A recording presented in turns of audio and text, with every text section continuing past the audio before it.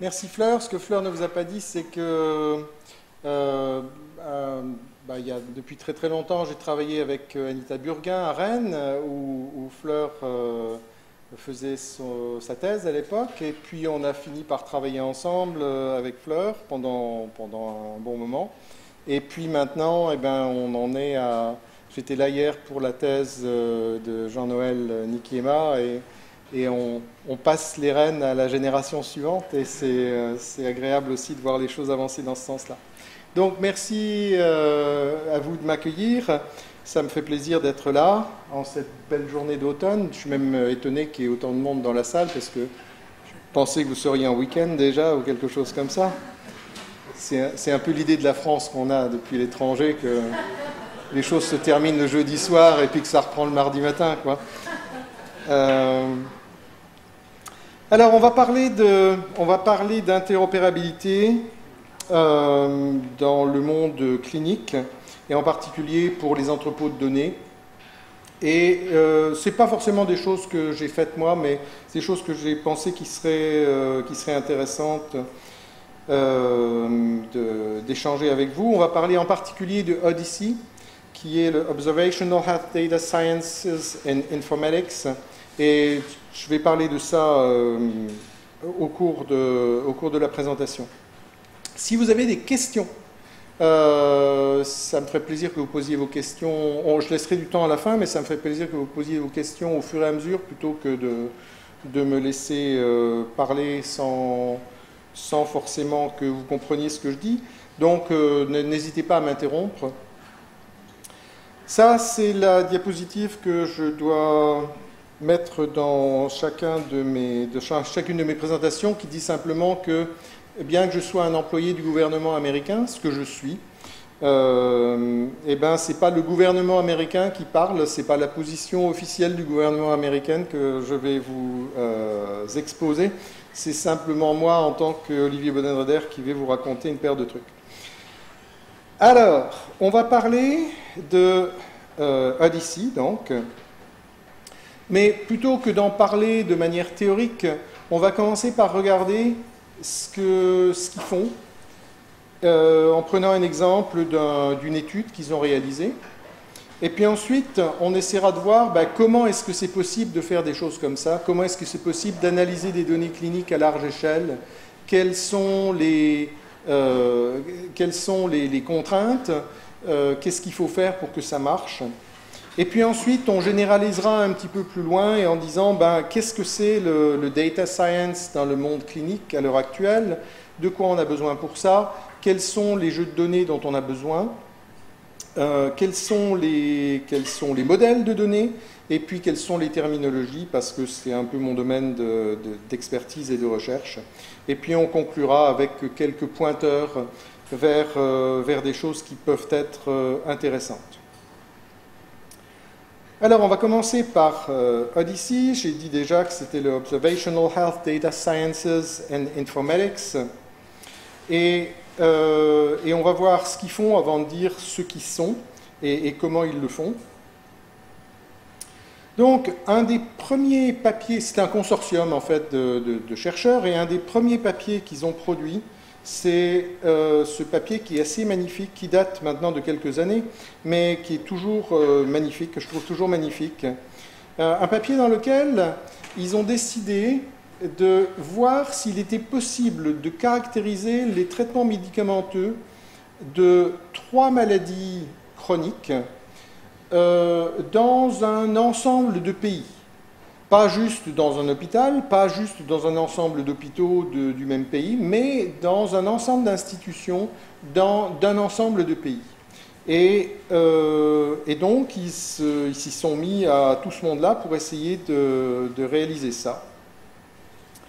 Donc, l'idée de départ, c'était que on sait très bien, en tant que clinicien, on sait très bien que la façon de démarrer un traitement n'est pas la même pour tous les patients, et on sait très bien que même s'il y a des guidelines, les guidelines ne sont pas toujours suivies. D'abord, les guidelines ne sont pas toujours les mêmes d'un pays à l'autre, parce qu'elles sont établies par diverses autorités de santé ou par divers groupes de recherche.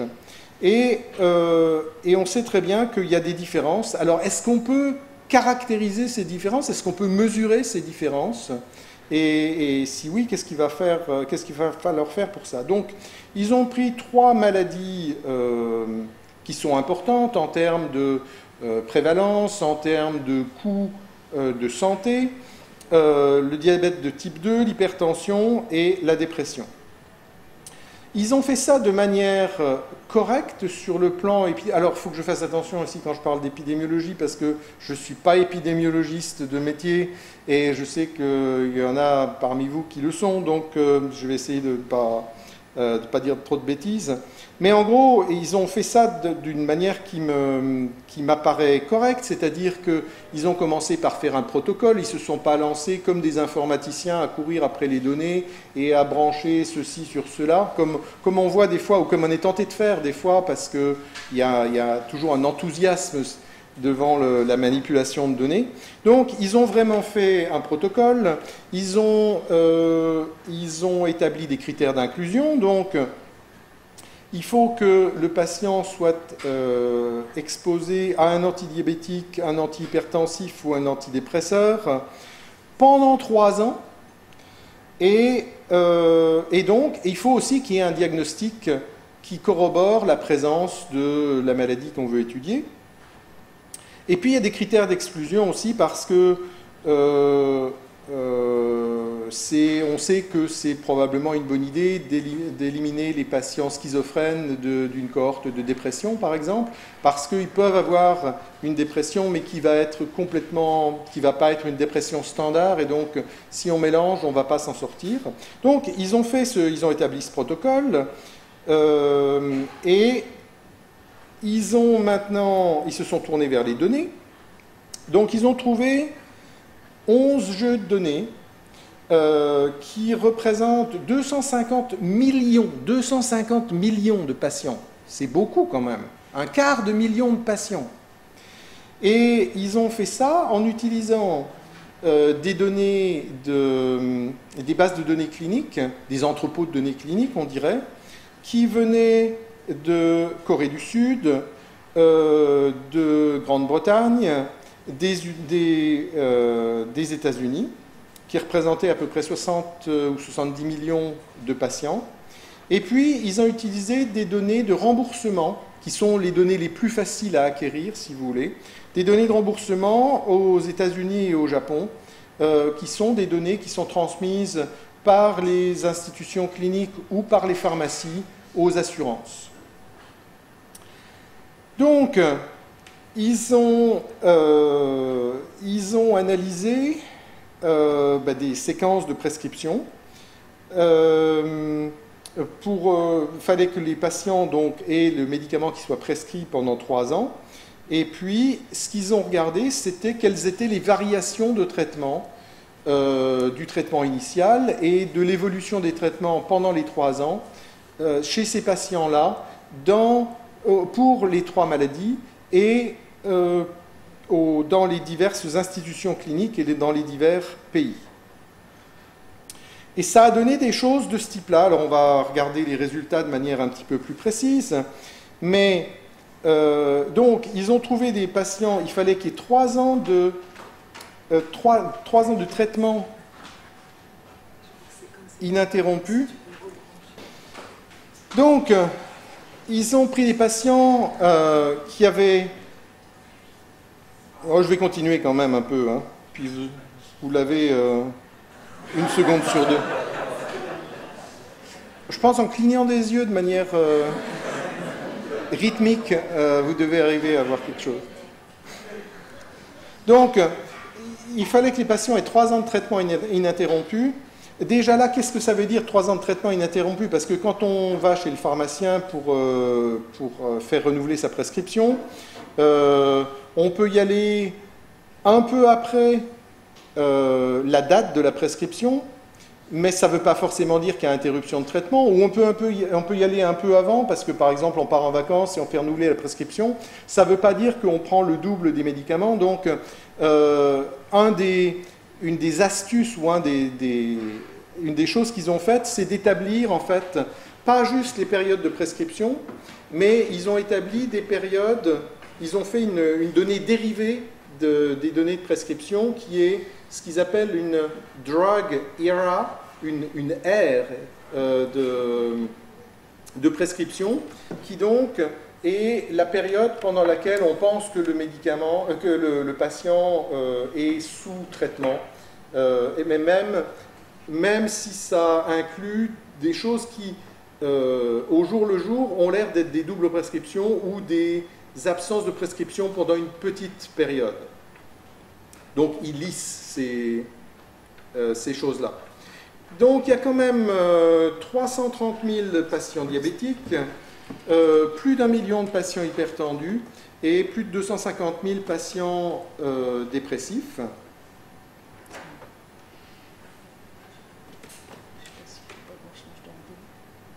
Ça marchait bien au début, non? Mais oui, il y a pas eu de soucis. Alors, ça c'est la même chose en un peu plus gros et sans clignotant. Donc c'est plus facile à au moins 2 titres. Donc qu'est-ce qu'on voit ici? On voit que globalement, les patients diabétiques, donc diabète de type 2, démarrent avec une prescription jaune ici, c'est donc de la metformine, ce qui n'est pas surprenant. Et puis, mais par contre, donc 3/4 des patients démarrent avec ça, et puis 1/4 des patients démarrent avec autre chose.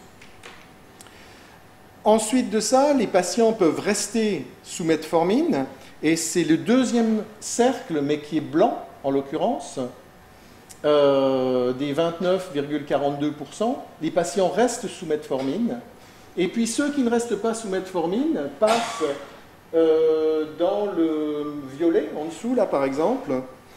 Et puis, mais on voit déjà que le traitement de deuxième intention, pour les patients qui étaient sous metformine, est déjà très, très fragmenté, en fait. Et il y a déjà beaucoup plus de possibilités. Et on voit que pour le traitement de troisième intention, il y a à nouveau une fragmentation.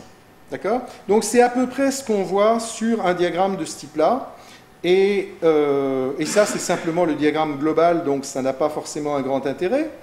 Alors, on peut voir, le premier niveau de comparaison, c'est de dire, est-ce que, comme dans le cas du diabète, où 3/4 des patients démarrent avec un médicament donné, est-ce que dans la dépression ou l'hypertension, c'est la même chose? Eh bien, on voit que dans la dépression et dans l'hypertension, c'est pas ça, parce qu'il n'y a pas une majorité de patients qui démarrent sur le même médicament. Il y a plus d'emblée une variation de médicaments qui sont donnés pour le même diagnostic, ou pour ce qui est rattaché au même diagnostic. Donc, de manière un peu plus précise, pour l'hypertension, le médicament prédominant, ou pour lequel il y a une petite prédominance, c'est l'hydrochlorothiazide. Et pour la dépression, eh ben, il n'y a pas vraiment de médicaments prédominants, et il y a un certain nombre de médicaments qui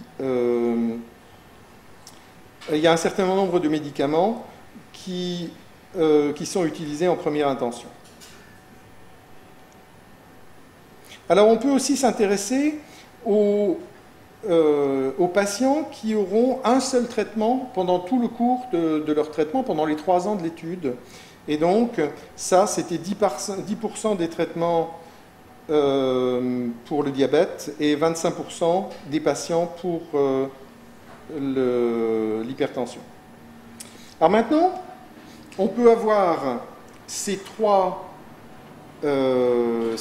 maladies-là, mais on peut regarder, est-ce qu'il y a des différences entre les institutions cliniques et entre les pays? Donc, les traitements vont être en colonne et les institutions cliniques vont être en ligne. C'est un résumé parce qu'il y avait plus d'institutions cliniques que ça, en fait. Et donc, on voit que, de manière intéressante par rapport au diabète, eh bien, on voit que A et B, donc dans la colonne du diabète, on voit qu'en dehors du Japon, il y a à peu près la même prédominance de prescription de metformine. Et par contre, au Japon, il n'y a guère qu'un quart des patients qui démarrent à la metformine. Donc il y a une différence locale. qui a été expliqué plus ou moins, mais, et je ne suis pas un spécialiste du diabète, donc je ne vais pas aller là-dedans, mais juste en regardant des choses comme ça qui sont faites de manière très très simple, simplement en regardant les données, on voit des données pharmaco-épidémiologiques apparaître comme ça de manière relativement simple. Pour l'hypertension, ben, ce dont on se rend compte entre les pays, c'est qu'il y a quand même des variations très très fortes dans le médicament qui va être utilisé pour commencer. Et puis, pour ce qui concerne la dépression, on voit qu'il y a souvent un médicament le plus commun, un médicament prédominant, mais que ce médicament prédominant va ne pas être le même en fonction des pays. Et tout ça, bien sûr, pose des questions. Et certaines de ces questions-là peuvent avoir des réponses en relation avec des variations biologiques, par exemple, mais pour certaines de ces questions-là, ça va simplement être des habitudes ou une interprétation différente des guidelines, et on peut se poser on peut se poser la question de savoir pourquoi il y a des interprétations différentes ou des guidelines différentes dans les différents pays. Donc, ça, c'était ce qu'ils ont fait, en gros. Et, encore une fois, moi, je trouve que c'est un travail impressionnant, parce que c'est un travail bien fait, et c'est un travail à large échelle, et c'est un travail qui donne des résultats, ou au moins qui pose des interrogations. Ça ne donne pas forcément les réponses, mais ça permet de se poser des questions, d'aller plus loin, et de faire des hypothèses, et de tester ces hypothèses-là, si on veut penser peut-être que, je ne sais pas quoi, les Japonais sont moins sensibles à la metformine, bah, c'est une hypothèse qui peut être testée. Donc, comment ils font ça? Comment est-ce qu'ils arrivent à faire ça?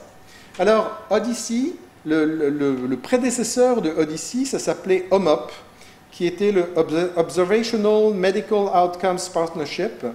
Et c'était un partenariat entre l'industrie pharmaceutique et des institutions publiques, ou académiques en tout cas, qui avait été développé en particulier par la Food and Drug Administration aux États-Unis.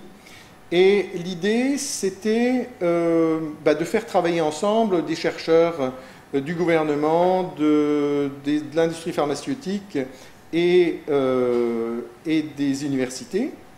Et ce qu'ils ont fait quand même, c'est qu'ils ont fait de la recherche pour évaluer des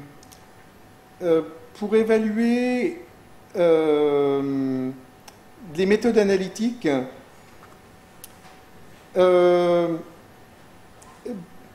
gros, ce qu'ils voulaient trouver, c'était des études d'effets secondaires, et pour évaluer la variation de comment on trouvait les effets secondaires entre les cohortes et des choses comme ça. Donc ça, ils ont normalisé, si vous voulez. Ils ont trouvé des méthodes pour normaliser la façon dont on interprétait les effets secondaires entre les cohortes. Mais ils ont aussi développé des méthodes pour simplement normaliser les données et être capable de mettre en relation les données de façon à ce qu'on puisse faire ces études-là. Et un des produits qui porte encore le nom de OMOP, c'est le modèle d'information qu'ils ont développé pour faire ces choses-là, dont je reparlerai un petit peu après. Et Odyssey, donc, utilise le modèle d'information d'OMOP, et quand on parle du modèle de Odyssey ou du modèle de OMOP, c'est à peu près la même chose. Et donc ce qui est important aussi, c'est qu'ils ont introduit la notion de open science. Tout ça a été fait de manière ouverte. Ça continue à clignoter ? Ouais. Ah, désolé. Donc, c'est la notion de open science qui a été développée, mais tout ça a été fait en gros sur la base du volontariat. C'était un peu des gens qui... La première étude, de manière très très impressionnante, a été... le protocole a été écrit, ou le début du protocole a été écrit sur des serviettes en papier au cours d'un déjeuner à Lamia, la conférence d'informatique médicale à Washington. Il y avait 5-6 personnes qui se disaient que ça serait bien de faire un truc ensemble, et c'est comme ça que ça a commencé. Donc, il fallait formaliser un petit peu ces choses-là, et Odyssey a permis de donner un cadre. Donc c'est un consortium maintenant, et même un consortium international, avec... c'est interdisciplinaire, ça fait intervenir des gens de l'industrie pharmaceutique, du milieu universitaire, et aussi du gouvernement, mais c'est surtout académique et de l'industrie pharmaceutique. Il y a un centre coordinateur, c'est distribué en pratique, mais il y a un centre coordinateur qui est à Columbia University à New York et qui est dirigé par George Ripsack. Et donc, Odyssey continue à animer la communauté, mais aussi à développer le modèle HomeUp, qui en est maintenant à sa version 6. Et alors, ils sont fin fous parce que toutes les choses qu'ils développent doivent avoir des noms grecs. Il y en a un. Alors, Odyssey, c'est un jeu de mots aussi sur l'Odyssée. Et tous les noms d'outils ou de méthodes qu'ils ont développés, ils ont trouvé le moyen de leur donner des noms de dieux grecs. Et c'est un peu excessif à mon goût, mais c'est marrant quand même, et puis c'est leur truc, donc ils font ce qu'ils veulent. Et donc ils font un symposium annuel qui a eu lieu au mois de septembre à Bethesda, et il y a des symposiums maintenant en Europe aussi, dont je parlerai un petit peu plus tard. Ce qui est important, c'est le comment et le pourquoi ils font ça. Donc, il y a quelques principes de base qu'ils utilisent pour faire ça, notamment qu'on va standardiser toutes les données cliniques au travers de ce modèle de données, le HomeUp Common Data Model. Alors, Common Data Model, c'est assez amusant d'avoir trouvé un nom comme ça, parce que il y a plusieurs, comme je le dirais tout à l'heure, il y a plusieurs Common Data Models. Donc, ce qu'ils ont de commun, ils l'ont entre eux, mais ce n'est pas commun universel. Mais ce qui est important, donc, c'est qu'ils ont ce modèle de données, le HomeUp Common Data Model, et ils ont choisi un certain nombre de terminologies standards, en particulier RxNorm pour les médicaments, SNOMED, CT pour les diagnostics, et LOINC pour les examens de laboratoire, qui en particulier sont aussi les 3 terminologies standards qui sont promues par le gouvernement américain pour les mesures de qualité, pour ces choses-là. Donc, ils n'ont pas fait dans l'exotisme en choisissant ça. Mais ce qui est important, et je le redirai plusieurs fois parce que c'est vraiment important, c'est que, au contraire d'autres modèles communs, ils ont vraiment décidé que les informations qui rentraient dans le modèle devaient être converties dans ces terminologies-là au départ. Donc, il y a ce qui s'appelle un terminology binding, une conversion qui se fait très très tôt dans la transformation des données. Alors, comment ça se passe en pratique? On prend l'entrepôt de Bordeaux, l'entrepôt du CHU de Bordeaux. Si vous vouliez le transformer en une base de données Odyssey, il faudrait, il y a des façons de faire, et il y a des outils qui sont donnés pour ça, mais en gros, ça veut dire que tous les diagnostics vont finir par être transformés en SNOMED, vont être mappés sur SNOMED, tous les médicaments vont être mappés sur RxNorm, et tous les examens de laboratoire vont être mappés sur LOINC. C'est un peu plus compliqué que ça, mais en gros, ça commence par ça. Et donc, on recrée une version de l'entrepôt de données du CHU, qui est l'entrepôt format HomeUp, format Odyssey. Et ce qui est très bien, c'est que toutes les alors les données ne bougent pas. On ne va pas vous demander d'envoyer vos données dans un système central quelque part, en violation de toutes les règles de respect des patients et tout ça. Les données restent locales, les analyses sont faites localement. Donc chaque institution clinique qui veut participer crée sa base de données HomeUp en transformant son entrepôt de données en un entrepôt HomeUp. Mais par contre, une fois qu'on a fait ça, le protocole qui a été défini et qui a été testé à un endroit peut être, si les locaux veulent le faire tourner, peut tourner dans strictement toutes les bases, sur toutes les bases de données OMOP, parce qu'elles ont toutes le même format, et donc elles peuvent toutes accepter les mêmes protocoles, une fois que le protocole a été testé à un endroit. Et ça, c'est très très puissant. Et c'est ce qui a été fait pour l'étude sur l'hypertension, le diabète et la dépression. Ils ont transformé ces 11 sites, y compris on a parlé de données observationnelles et de données, en particulier de données d'assurance. Ben, c'est le même principe pour transformer les bases de données d'assurance. Alors elles seront moins riches, parce qu'il n'y aura pas forcément tous les diagnostics, il n'y aura pas forcément tous les examens de laboratoire, mais en tout cas, on pourra quand même récupérer les prescriptions, on pourra quand même avoir des diagnostics qui permettent d'éliminer, d'avoir des critères d'inclusion et d'exclusion, et c'est suffisant pour faire une étude de ce type-là. Donc, toutes les bases ne sont pas susceptibles de supporter tous les protocoles, mais par contre, il y a un protocole donné est compatible avec la structure de chaque base. Pas forcément avec les données, mais avec la structure de chaque base. Donc ça, c'est un élément très très important. C'est le point suivant que j'étais en train de faire. Donc, dans la conversion, dans le processus de conversion, on convertit les données locales au format OMOP. Ensuite, eh bien, il y a des phases de validation des données et de contrôle de la qualité des données.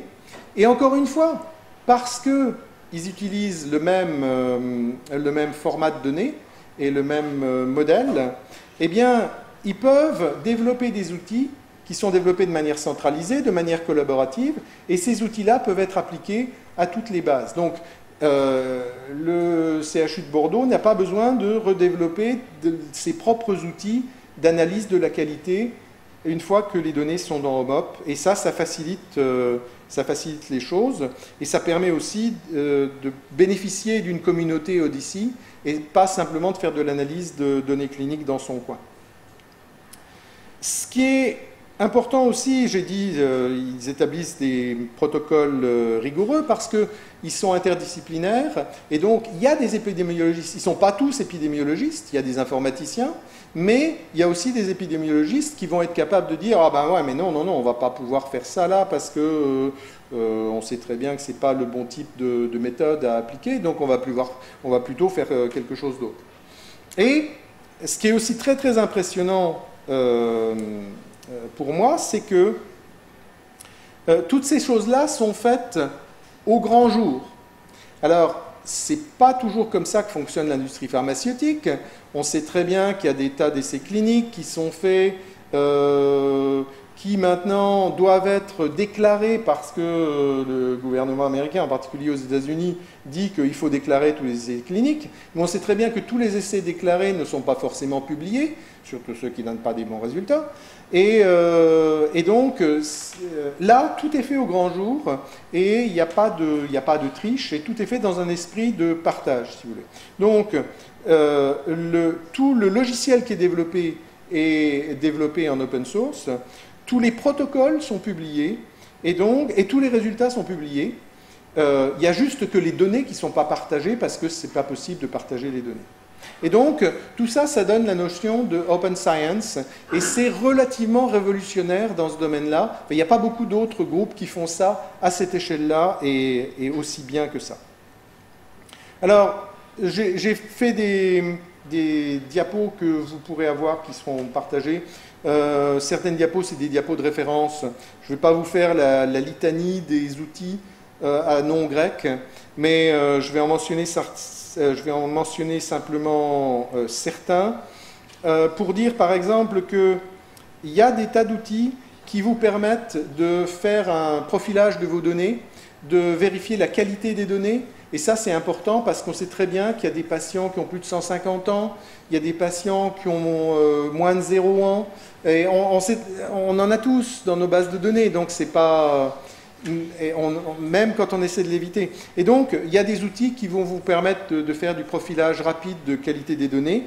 Il y a des outils qui vont faire du profilage de cohortes aussi, enfin, d'établir très très rapidement si on va pouvoir faire tourner un protocole, est-ce qu'on a suffisamment de patients diabétiques ou de choses comme ça.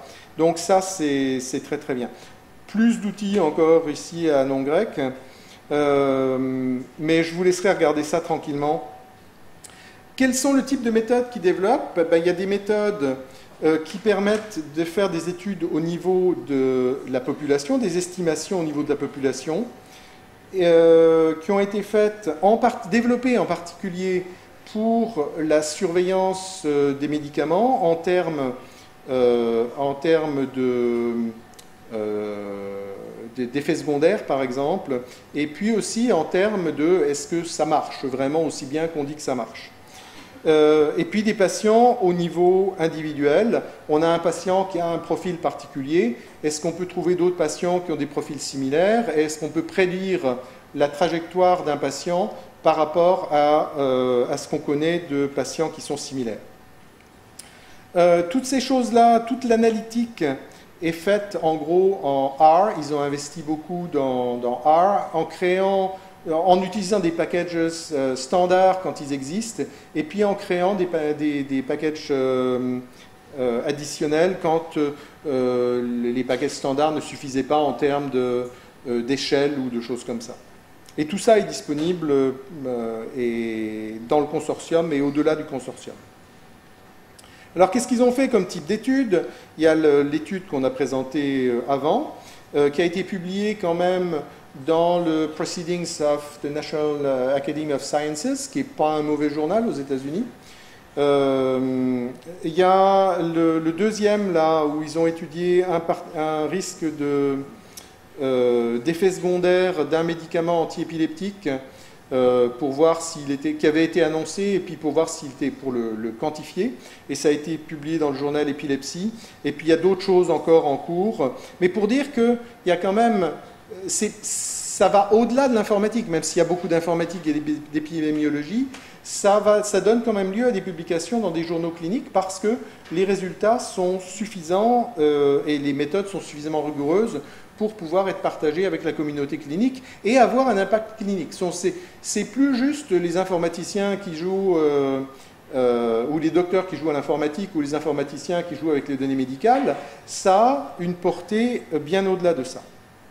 Alors, Odyssey arrive en Europe, est arrivé en Europe, le consortium s'élargit et il y a, je pense, un centre coordonnateur aux Pays-Bas maintenant, et il y a une version européenne de la grand-messe qu'ils font une fois tous les ans aux États-Unis, et il y a une grand-messe européenne, je vous invite à aller regarder si ça vous intéresse. Et puis très très récemment, ils ont publié le livre, alors c'est pas l'Odyssée traditionnel, mais c'est le livre d'Odyssée, dans lequel c'est une façon aussi relativement synthétique d'aborder, enfin de voir tout ce qu'ils font, et je vous recommande ça parce que c'est intéressant si vous vous intéressez à la chose. Est-ce qu'il y a des questions là-dessus? Vous êtes très calme. Alors, je ne sais pas si c'est parce que ça clignote et que ça vous endort, mais... Oui, d'accord. Mais sinon, on sait qu'il y a un bon médicament que vous pouvez utiliser. Odyssey a montré ça. Bon, donc on continue et puis j'espère qu'il y aura une discussion un petit peu après. Il y a des choses maintenant sur lesquelles je vais passer plus vite et des données qui vont être des éléments de présentation qui vont être donnés essentiellement au titre de référence et sur lesquels je ne vais pas insister. Alors, en gros, pour faire ça, on a besoin, pour faire de l'analytique dans le domaine clinique, on a besoin de jeux de données. On a besoin de modèles de données, on a besoin de terminologie. Alors, simplement ici, je vais passer rapidement sur quelques jeux de données qui sont disponibles et dont vous avez pu entendre parler et qui éventuellement seraient complémentaires des jeux de données dont vous disposez ici puisque vous avez accès à l'entrepôt de Bordeaux. Alors, il y a deux jeux de données importants aux États-Unis et qui sont dans le domaine quasiment public. Il n'y a pas il n'y a pas d'assurance maladie gouvernementale aux États-Unis, sauf pour les vieux et les pauvres. Mais je vais parler essentiellement de Medicare, donc c'est l'assurance à partir de 65 ans, on peut avoir son assurance par Medicare. Et donc, il y a le Center for Medicare and Medicaid Services, CMS, qui est une agence gouvernementale qui dépend du ministère de la Santé, et qui donc a les données de prescription, d'hospitalisation de tous les gens qui ont plus de 65 ans, ce qui fait énormément de gens. Je passe assez vite là-dessus. Ils ont, depuis plusieurs années, ils ont mis à disposition ces données-là à des chercheurs. Alors, on ne peut pas simplement tout télécharger et avoir ça sur son laptop, ça ne marche pas comme ça. Ils mettent à disposition une partie du cloud qui est verrouillée, dans lequel ils mettent les données et dans lequel on a le droit de faire les analyses, mais on n'a pas le droit d'exporter les données, bien sûr. C'est intéressant parce qu'il y a des données longitudinales depuis 1999 et des données sur le médicament depuis 2006. Alors pourquoi seulement depuis 2006 ? Eh bien parce qu'en 2006, le gouvernement a décidé qu'ils étendaient l'assurance aux médicaments alors que les médicaments n'étaient pas couverts avant 2006. Donc ça a permis de faire, c'est un jeu de données qui est très utilisé, ça a permis de faire des études comme celle-là par exemple, et l'avantage c'est qu'on peut avoir des cohortes qui sont très très larges. Mimic, c'est un jeu de données qui a été créé à Boston. Alors c'est particulier parce que c'est environ 40 000 patients qui sont des patients de soins intensifs, alors qui sont en général très très malades, comme on est un peu quand on est aux soins intensifs. Mais par contre, il y a tout leur dossier médical et on peut tester des méthodes, même si on veut avoir des résultats, sur d'autres bases. Il y a des méthodes qu'on peut tester là-dessus parce que ce sont des données qui sont faciles à obtenir, par exemple. Et ça, c'est un autre exemple de papier de mon institution qui a été fait sur les données de Mimic. Je ne parle pas des autres, il y a des données qu'on peut acheter, parce que tout s'achète. Il y a des données qui sont collectées dans le but de les revendre, notamment toutes les données de claims, d'assurance, qui sont collectées, qui sont revendues, y compris maintenant, il y a Optum, c'est United Healthcare, et Truven, qui maintenant appartient à IBM, qui est aussi une grosse base de données d'assurance. Alors, les modèles de données, je vous ai parlé du modèle HOMOP.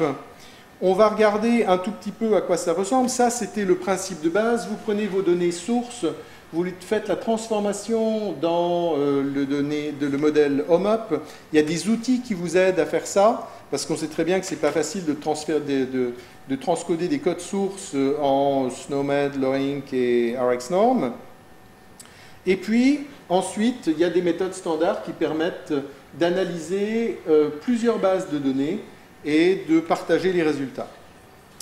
Alors, ça parle pas, je pense, ça ne peut pas parler parce que c'est juste la structure du modèle de données HOMOP dans laquelle il y a des tables.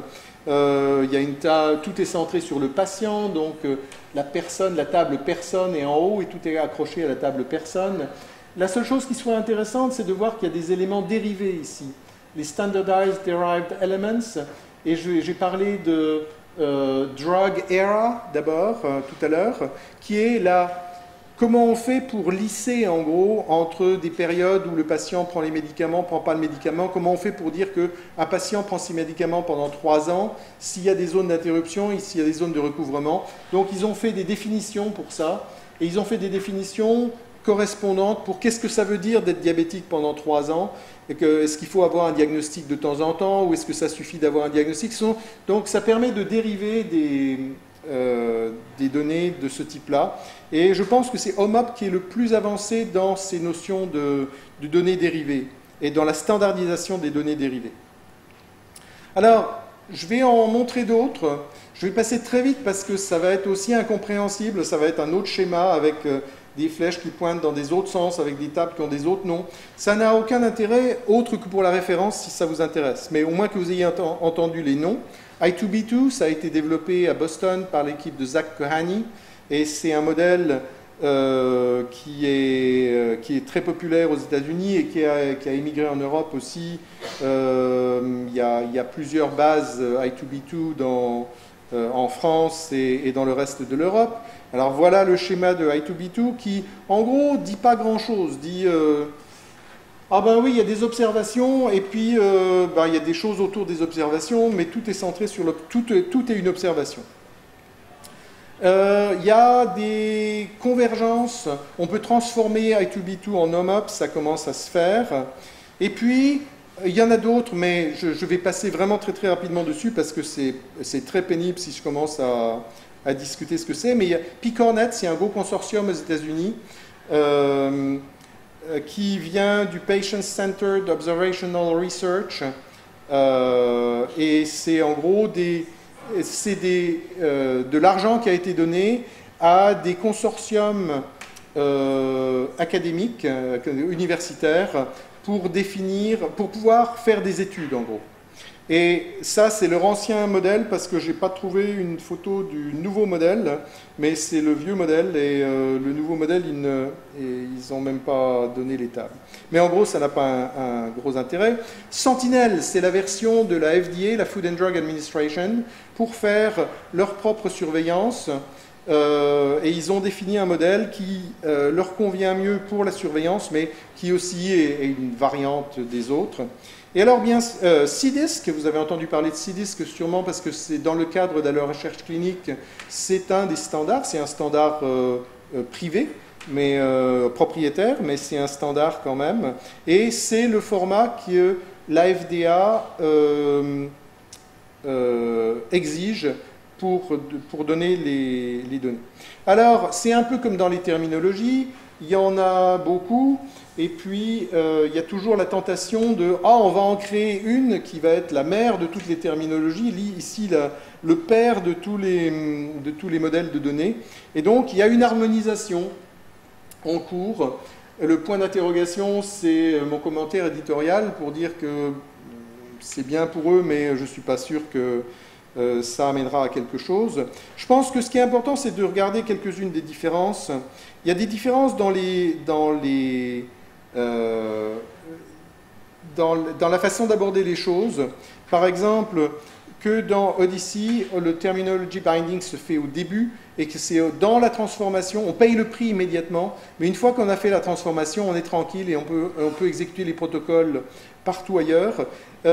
Dans certains autres cas, pour PICORNET en particulier, ce n'est pas le cas, et donc on va être obligé de bricoler les protocoles pour qu'ils puissent s'exécuter à un endroit ou à un autre, ce qui à mon avis est moins performant et moins propre aussi. Et puis j'ai parlé déjà des drug errors et des données dérivées qui sont un élément important du modèle de OMOP qu'on ne retrouve pas forcément dans les autres.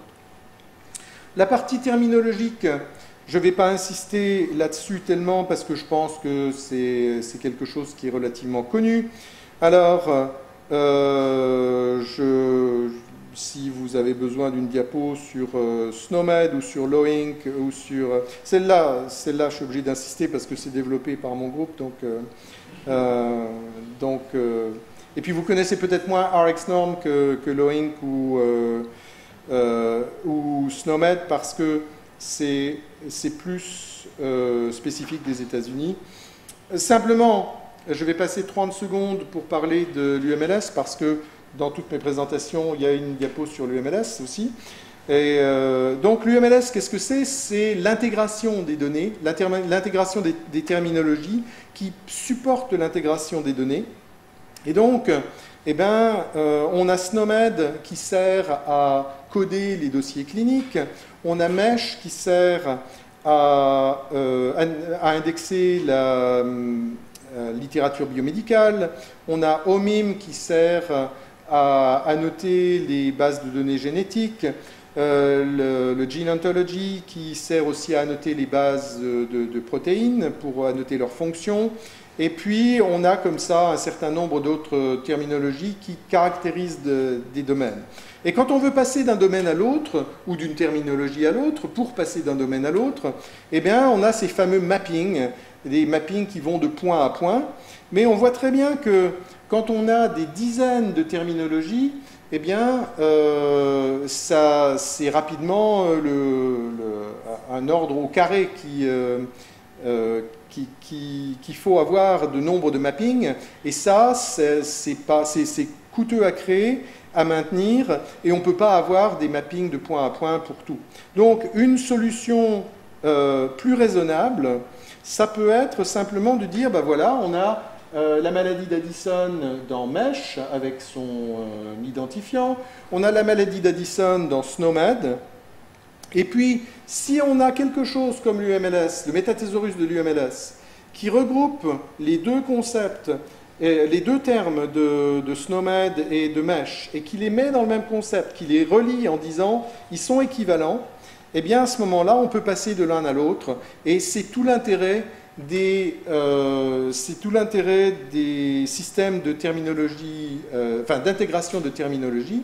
Et bien sûr, ça ne vous surprendra pas de savoir que Odyssey, par exemple, utilise beaucoup l'UMLS et l'intégration de terminologie qui est dans l'UMLS pour aider à mapper les terminologies locales, par exemple, sur les terminologies de type SNOMED, LOINC et RxNorm, parce que un grand nombre des mappings et un grand nombre de la connaissance lexicale dont ils ont besoin pour ça est déjà fourni par l'UMLS. Donc on travaille assez étroitement avec les gens qui font la terminologie dans Odyssey. Voilà. Alors, très très brièvement, quelques pointeurs sur des choses dont vous n'avez pas forcément entendu parler, mais qui, à mon avis, sont intéressantes ou intéressantes à regarder si vous vous intéressez à l'interopérabilité des données cliniques. Aux États-Unis, on a un département ou une division du ministère de la Santé qui s'appelle l'Office du coordinateur national pour les technologies de l'information en santé. Ça s'abrévie ONC parce que le total, ça fait ONC HIT, et ça se prononcerait ONCHIT, et ça n'allait pas du tout. Donc, ça a été raccourci en ONC assez rapidement, une fois qu'ils se sont rendus compte des dégâts que ça pouvait poser. Donc, eh bien, une des fonctions de cet office, c'est de se préoccuper des problèmes d'interopérabilité, et ils ont publié il y a quelques années une Interoperability Roadmap pour dire, ben voilà où on est maintenant, et voilà où on pense que ça serait bien d'être dans un certain nombre d'années, et voilà, voilà ce qu'on pense qui devrait changer pour en arriver là. Donc, je ne vais pas dans le détail, mais c'est intéressant à regarder si ça vous intéresse. Le même office publie tous les ans une espèce d'état des lieux d'interopérabilité au niveau des standards. Donc, et c'est un advisory, ça veut dire c'est un guide pour l'interopérabilité des standards. Et ils vont vous dire, ben, si vous voulez faire, si vous intéressez aux